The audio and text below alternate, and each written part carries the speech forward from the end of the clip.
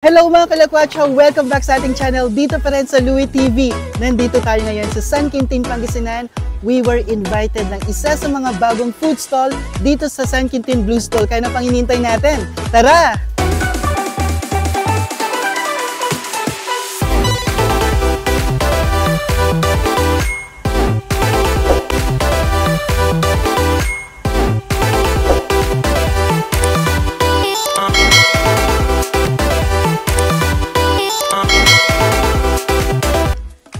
Ang pupuntahan natin ngayon ay ang Yuan's Food Hub. Ito ay matatagpuan sa mismong sentro ng bayan ng San Quintin. Sila ay nasa mismong San Quintin Food Plaza. Ito ay isa sa mga pinipilahang food shop dito sa San Quintin, kaya naman noong inimbitahan tayo, hindi na tayo nagpatumpik-tumpik pa mga kalakwatsa. Kaya naman tara, samahan niyo akong pasyalin at tikman ang kanilang menu.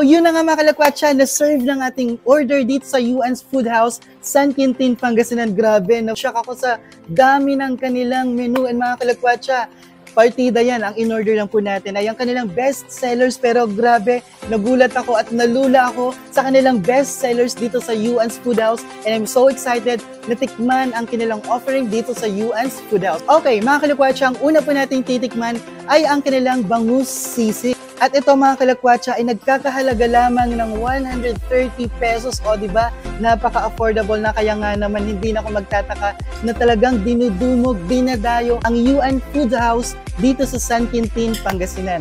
Ang nakikita ko sa kanilang bangus sisig mga kalakwatsa, for me, pwede po ito pang dalawahan. So napakasulit na sa 130 pesos po ninyo. So let's go, samahan niyo ako sa ating first bite sa kanilang bangus sisig. Ang nakakatuwa lang din mga kalakwatsa sa kanilang bangus sisig, grabe, napakasulit na nga dahil maliban po sa chopped meat ng bangus nila, buong bangus din po ang nasa ilalim ng toppings niya. So grabe. So let's go mga kalakwatsa, samahan niyo ako sa ating first bite.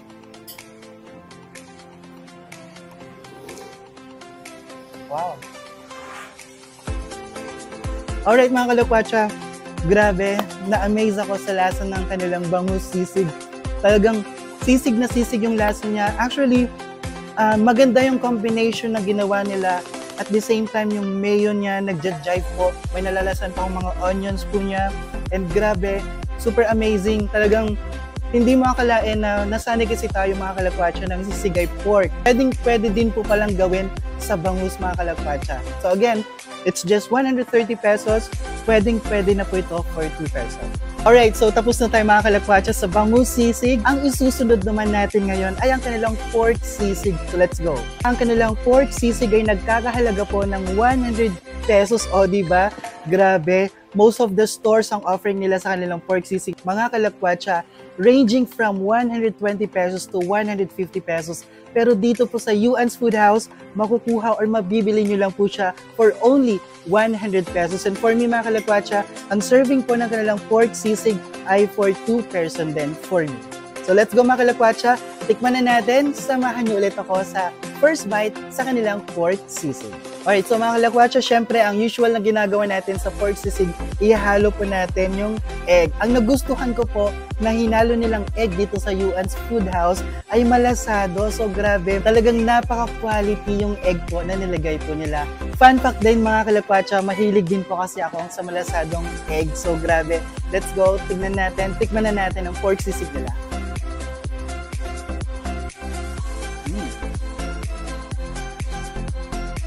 Wow, grabe. May something talaga sa sauce ng kanilang mga sisig dito sa Yuan's Food House, mga kalakwatsa. Amazing, napakasarap ng sauce ng kanilang sisig, maging sa bangus sisig po nila. At the same time, na-amaze ako dahil yung pork sisig po nila mga kalakwatsa, hindi lang po puro taba. May laman po siya and at the same time, napaka-crunchy po. May nahalo pong meat dito na napaka-crunchy niya. Di ko alam, I'm not sure kung skin po yun ng pork. Pero grabe, amazing. nagustuhan ko ang kanilang pork sisig, mga kalakwatsa.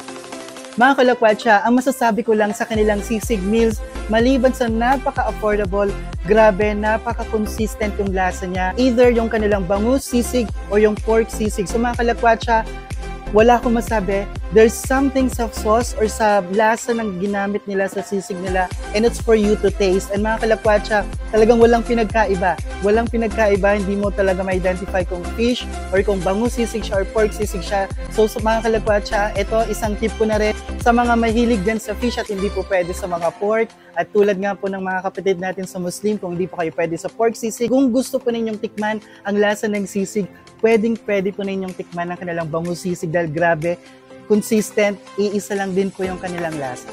Alright mga kalakwatsa, ang isusunod naman natin ay ang kanilang inasal pecho. At ito po ay nagkakahalaga lamang ng 99 pesos. O diba mga kalakwatsa, hindi na po ninyo kailangan pumunta sa Mang Inasal para tikman ang inasal dahil meron din po silang offering dito sa Yuan's Food House ng kanilang sariling inasal pecho. Tikman na po natin.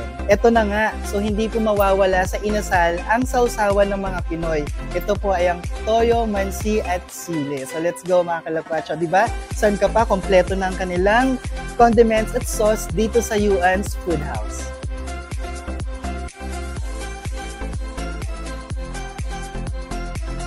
Okay, mga kalakwatsa, grabe yung taste ng kanilang inasal. Lasang-lasa mo yung smoky taste niya.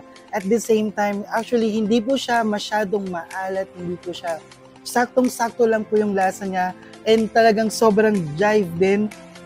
Kung masarap na po siya ng walang sauce, mga kalakwatsa, mas sumarap pa po siya, mga kalakwatsa, nung sinamahan na natin ng toyo mansi. Grabe, amazing po yung lasa niya. Again, hindi na po ninyo kailangan pumunta sa Mang Inasal dahil meron na pong inasal version ang Yuan's Food House dito pa rin sa San Quintin. Mga kalakwatsa, isa pang fun fact, dito nyo na matatanong ang inyong sarili kung saan mapupunta ang 25 pesos ninyo. Dahil mga kalakwatsa, just add 25 pesos, only rice na po ang kanilang inasal. Okay, so mga kalakwatsa, kung in total po, sa 124 pesos po ninyo, only rice na po ang kanilang inasal dito lang sa Yuan's Food House. Susunod naman po natin mga kalakwatsa, ang kanilang pork barbecue, di ba? Kita nyo naman mga kalakwatsa kung paano niluto, kung paano inihaw kanila ang kanilang pork barbecue. So let's go. Ang kanilang pork barbecue ay nagkakahalaga lamang ng 49 pesos. Oops! Hindi lang po yan mga kalakwatsa. There's more. Itong 2 pieces na ito mga kalakwatsa, hindi lang po ito 49 pesos. Hindi lang ito yung kasama sa babayaran ninyo. Kundi may kasama na rin po siyang rice. O diba? Napakasulit na sulit talaga. Kaya talagang dinadayo, pinipilahan po itong Yuan's Food House. So let's go mga kalakwatsa, tikman na po natin ang kanilang pork barbecue.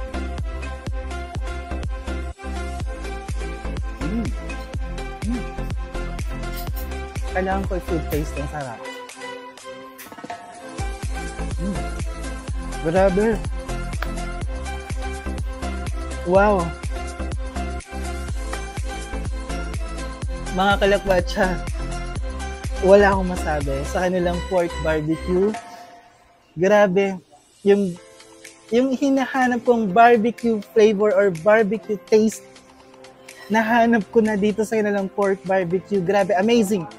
To be honest mga kalakwatsa, napakasarap and napakasiksik din po ng kanilang karne mga kalakwatsa. Hindi na po kayo lugi dahil yung ibang barbecue mga kalakwatsa, maninipis po yung chop po niya, pero mga kalakwatsa, yung karne po ng kanilang barbecue, kung makikita nyo naman po mga kalakwatsa, grabe, talagang napakasiksik.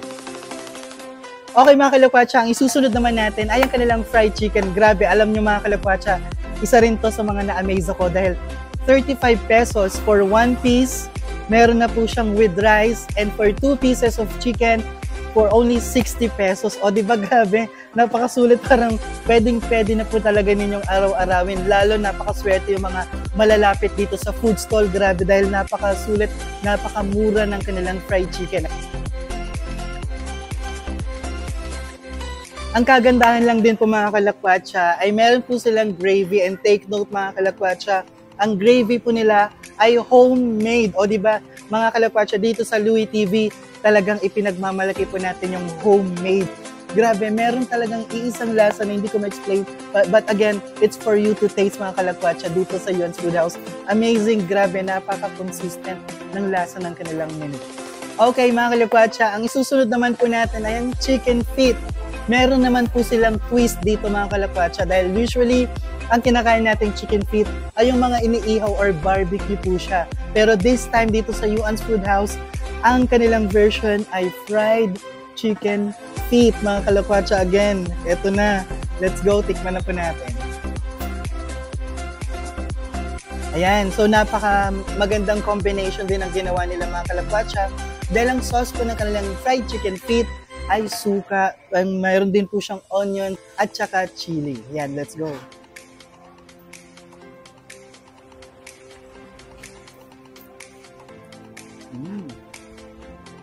Wow.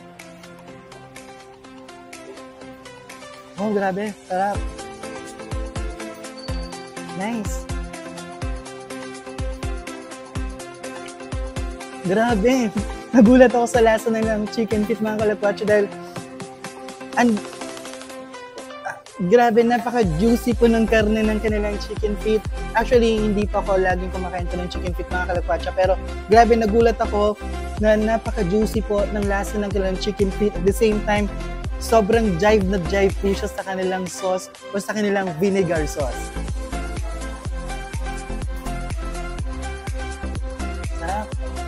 Alright mga kalakwatsa, ang isusunod naman natin ay ang karaniwang ibinabalot po sa mga party or sa birthday party, ang Shanghai. O diba?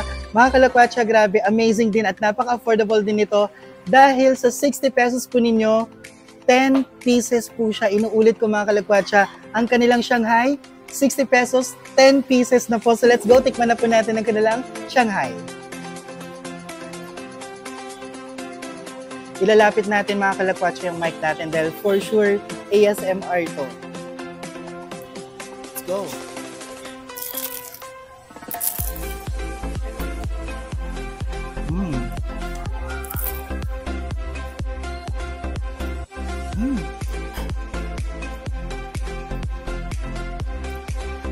Wow, grabe. Okay. Wow. Wala akong masabi din sa kanilang Shanghai mga kalakwatsa. May tulad ko, yung normal na Shanghai pag Christmas or New Year, yun agad yung pumasok sa akin sa lasa niya. Grabe, napakasarap din po ng kanilang Shanghai. Wala akong masabi. Ayun, yun unang pumasok sa akin. Isang kagat ko pa lang, syempre napaka-crunchy po ng kanilang Shanghai. At the same time, grabe, Shanghai na Shanghai. Ito na talaga yung literal na pwede mong ibalot mga kalakwatsa. Okay, ang susunod naman natin mga kalakwatsa ay ang kanilang calamares.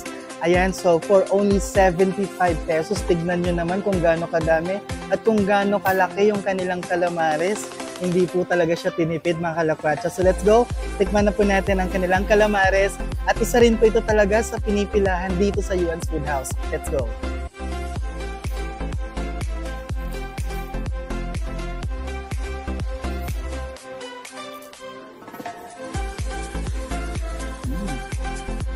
Wow, grabe.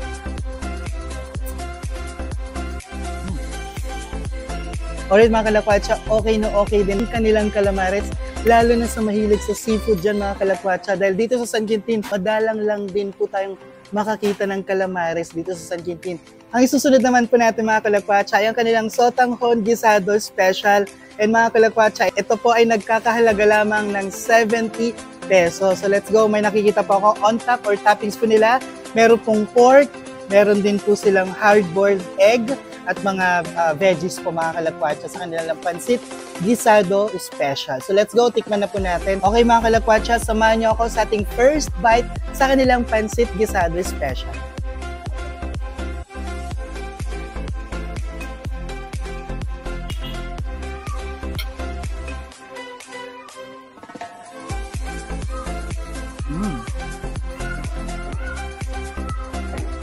Okay. Mga kalakwatsa, ang kanilang version dito sa Yuan's Foodhouse, for me, according sa nalasahan ko mga kalakwatsa, ang kanilang pansit gisado special dito sa Yuan's Foodhouse, meron po siyang somehow buttery taste flavor po sa kanilang pansit gisado. Idadagdag ko lang sa kanilang pansit gisado, kung gusto rin po ninyo ng may sabaw, pwede rin po kayo mag-order ng kanilang sotanghon soup. Ang isusunod naman po natin mga kalakwatsa ay ang kanilang lomi chicken soup, and ito ay nagkakalaga lamang ng 55 pesos. O diba mga kalakwatsa, on top may nakikita kong chicken, Shanghai, pork, hard-boiled egg, calamansi, meron din po silang garlic at the same time yung onion string po. Grabe, overload talaga yung kanilang lomi chicken soup. So let's go, tikman na po natin.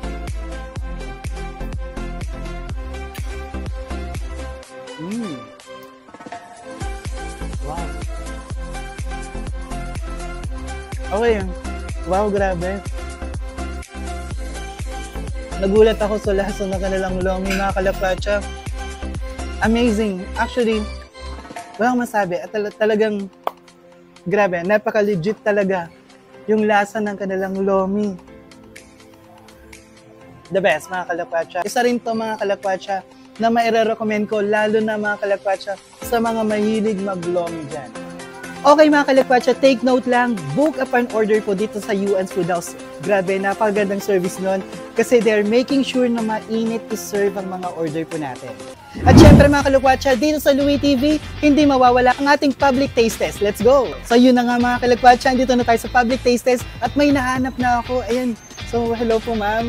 Ano pong pangalan po nila? Kathleen Manzano. Kathleen Manzano. Okay, Ma'am Kathleen, Louie TV po pala. Gumagawa po kami ng public taste test. Titikman po ninyo ang nagustuhan kong product ng Yuan's Food House at sabihin po ninyo sa ating madlang kalakwatsa kung ano pong lasa. So, let's go. Ito po ay ang titikman po ninyo ay Shanghai po ng Yuan's Food House. Okay.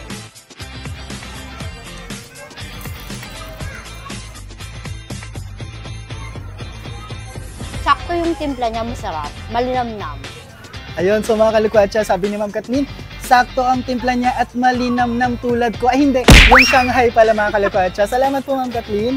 Ayan, so ito, sa inyo na po ito Ma'am Kathleen. Ay, oh. Thank you so much po again. you. May gusto po ba kayong i-shoutout po sa Louie TV? Shout out Manzano family and Cook Kasibayan family. Thank you. Okay, so mga kalakwatsa, yun, may isa pa tayong nahanap dito na magpa-public tastes. This time, ang chicken feet ng Yuan's Food House. Ayun po. Hello po sir, ano pong pangalan po ninyo? Christopher po. Ayun, sorry Christopher. Welcome po sa Louie TV. We're doing public taste test. Titikman nyo lang po ang chicken feet ng Yuan's Food House. Let's go! Isa.